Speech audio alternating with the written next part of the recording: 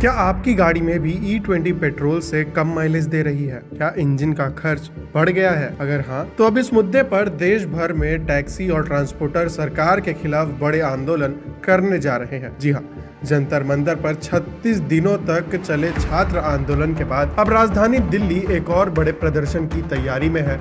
इस बार निशाने पर है 20% इथेनॉल मिला पेट्रोल यानी E20। 4 अगस्त को दिल्ली की सड़कों पर हजारों टैक्सी ड्राइवर, टूरिस्ट ऑपरेटर और ट्रांसपोर्टर संसद की ओर मार्च करेंगे। उनका आरोप है कि E20 पेट्रोल ने उनकी जेब पर सीधा असर डाला है।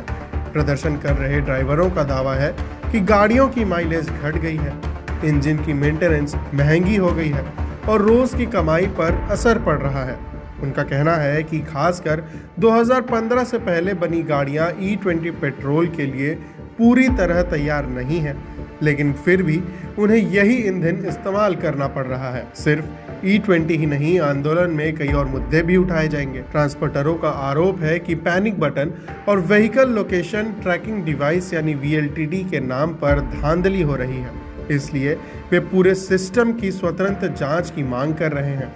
इसके साथ ही पुरानी गाड़ियों को स्क्रैप करने की नीति यानी BS4 डीजल टूरिस्ट वाहनों पर लगे प्रतिबंध और कमर्शियल टूरिस्ट वाहनों के लिए 80 किलोमीटर प्रति घंटे की स्पीड लिमिट भी उनके निशाने पर है। एसोसिएशन के सदस्य जितेंद्र बॉबी का कहना है कि जब एक्सप्रेसवे पर निजी गाड़ियां तेज रफ्तार से दौड़ सकती हैं, तो कमर्शियल टूरिस्ट वाहनों को 80 किलोमीटर प्रति घंटे की सीमा में क्यों बांधा गया है।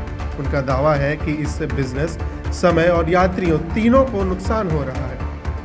वहीं एसोसिएशन के अध्यक्ष संजय सम्राट का कहना है कि उनका आंदोलन पूरी तरह शांतिपूर्ण और राजनीतिक होगा।